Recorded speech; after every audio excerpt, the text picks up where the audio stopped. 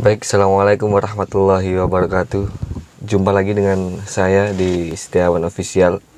Ada beberapa cara atau ada tips yang ingin saya bagikan kepada Anda semua. Ada satu tips atau satu cara yang ingin saya bagikan kepada Anda semua tentang pada saat kita mengalami jatuh bangun, pada saat kita mengalami kegagalan, pada saat kita mengalami situasi-situasi yang tidak kita inginkan. Ada satu cara atau satu pemikiran yang ini kalau misalkan nanti kita lakukan akan membuat kita langsung bisa bangkit dan berpikir positif. Bagaimana caranya setelah yang satu ini?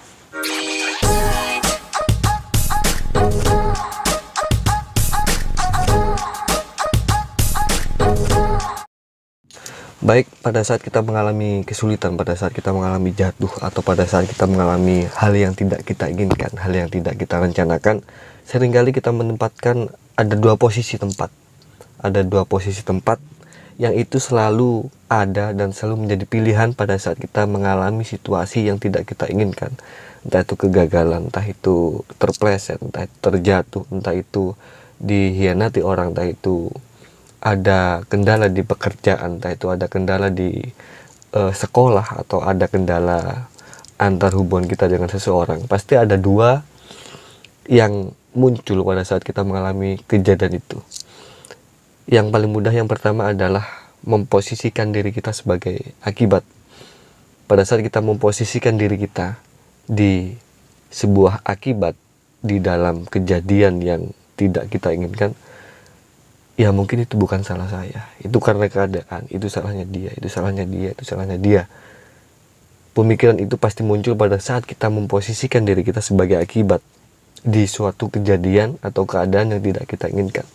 Pada saat kita memikirkan diri kita sebagai akibat di suatu kegagalan itu, di suatu kejadian yang tidak kita inginkan, kita pasti menyalahkan orang lain.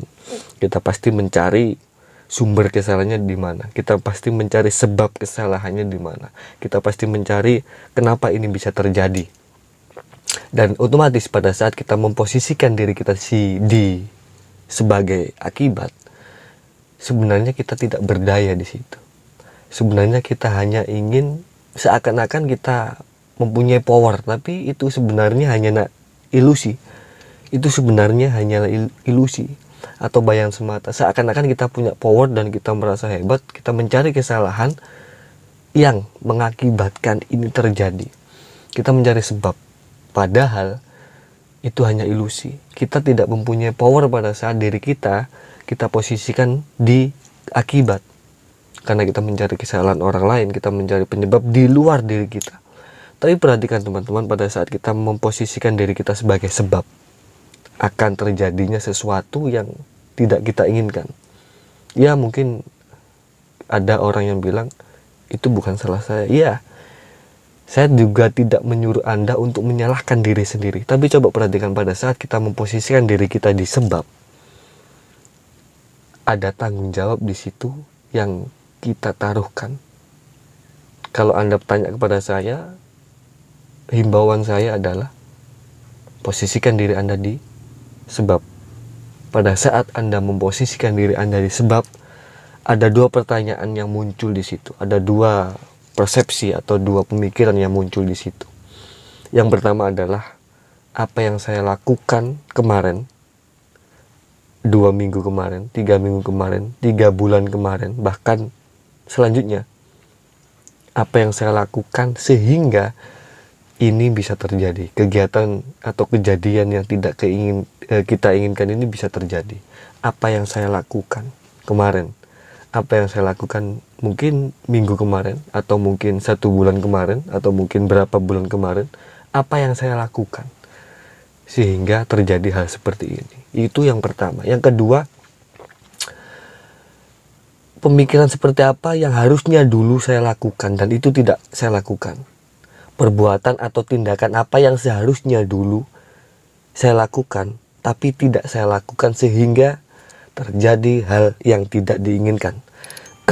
Jadi ada dua pertanyaan pada saat kita memposisikan diri kita sebagai sebab. Ya, yang pertama adalah apa yang saya lakukan kemarin, minggu depan atau minggu kemarin atau 3 bulan ke belakang, 3 bulan kemarin, sehingga terjadi hal seperti ini, sehingga terjadi miskomunikasi, sehingga terjadi kegagalan, sehingga terjadi apapun itu yang tidak kita inginkan. Yang kedua adalah perbuatan, pemikiran, atau tindakan apa yang seharusnya saya lakukan tapi tidak saya lakukan kemarin. Tindakan apa yang harusnya saya lakukan tapi tidak saya lakukan minggu kemarin, bulan kemarin, dan sebagainya. Jadi ada 2 pertanyaan. Pada saat kita memikirkan atau memposisikan diri kita di sebab, kita akan memikirkan 2 hal itu. Yang terjadi apa? Kita memperbaiki diri kita. Kita melakukan apa yang seharusnya kita lakukan untuk ke depan, untuk next. Oke, mungkin ada beberapa campur tangan orang, atau mungkin ada beberapa porsi dari luar diri kita yang menyebabkan ini terjadi. Ya, itu pasti mungkin ada campur tangan seseorang lain yang menyebabkan kejadian ini terjadi. Ada keteledoran orang lain yang menyebabkan ini terjadi. Ada mungkin terplesetnya, kurang komunikasinya orang lain sehingga kejadian ini terjadi. Tapi kalau kita berpikir seperti itu, kita tidak akan maju. Sudahlah, ini tanggung jawab kita, ini pekerjaan kita, ini tugas kita, ini profesi kita, ini perusahaan kita mungkin. Jadi jangan mencari kesalahan, jangan sibuk mencari sebab di luar diri kita, karena saya ulangi lagi, ini tanggung jawab kita. Ini tanggung jawab kita. Pada saat kita memposisikan diri kita sebagai sebab, meskipun sebenarnya itu bukan salah kita misalkan, atau mungkin banyak orang di luar sana yang berpikir itu bukan salahku, itu karena si A, itu karena si B, itu karena keadaan, itu karena situasi dan lain sebagainya. Saya tahu itu dan saya mengerti itu, tapi tolong, kalau misalkan Anda tanya kepada saya, rekomendasi dari saya adalah jadikan diri kita sebagai sebab terjadinya kesalahan di dalam kehidupan kita. Karena ini tanggung jawab kita. Hidup kita tanggung jawab pribadi kita. Hidup kita yang menentukan mau dibawa kemana sebenarnya hidup kita. Jadi pada saat ada kesalahan, pada saat ada miskomunikasi, pada saat kita terpleset atau terjatuh, ingat tanggung jawab. Ini pekerjaan kita, ini organisasi kita, ini kehidupan kita, dan ini tanggung jawab kita pribadi. Kehidupan Anda, tanggung jawab pribadi Anda, bukan tanggung jawab orang lain. Meskipun mungkin ada beberapa, tadi saya katakan, ada beberapa campur tangan atau porsi dari orang lain yang mengakibatkan terjadi seperti ini. Atau mungkin ada keteledoran dari orang lain yang mengakibatkan terjadi seperti ini. Tapi kalau kita memposisikan diri kita sebagai akibat, kita akan stuck di situ. Kita tidak akan belajar, kita tidak akan punya upaya atau semangat untuk memperbaiki kejadian itu. Karena apa? Kita merasa tidak salah, kita merasa diakibat, kita merasa korban mungkin.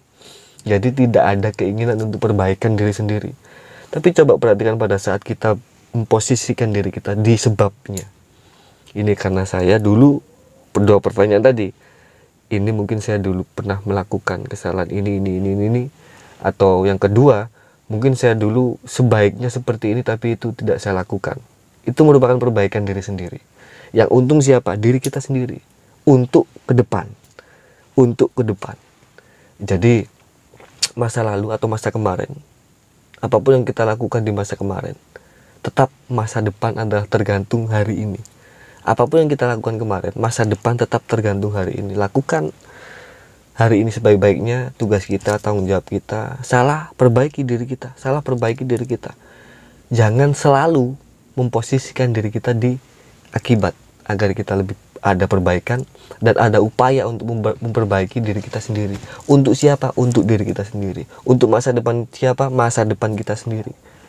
Yang mungkin nanti bisa merambat ke orang lain gitu ya.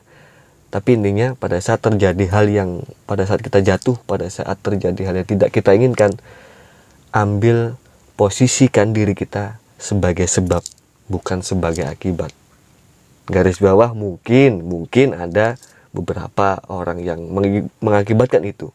Tapi jangan sibuk mencari sebabnya ke luar diri kita, tapi carilah sebabnya di dalam diri kita agar kita bisa perbaikan.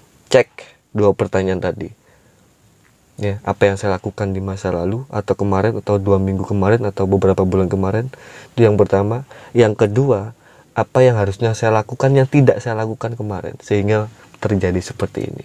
Mungkin video singkat ini bermanfaat buat teman-teman. Kurang lebihnya mohon maaf, dan ini sekedar sharing pengalaman. Selanjutnya atau lain waktu kalau ada pertanyaan silahkan ditanyakan. Mungkin ini juga bisa dibagikan kepada teman-teman yang mungkin butuh masukan atau saran gitu ya, atau saran dari kami. Kurang lebihnya mohon maaf. Yang suka silahkan di like, dan juga silahkan di subscribe yang belum subscribe. Sekian dari saya. Assalamualaikum warahmatullahi wabarakatuh.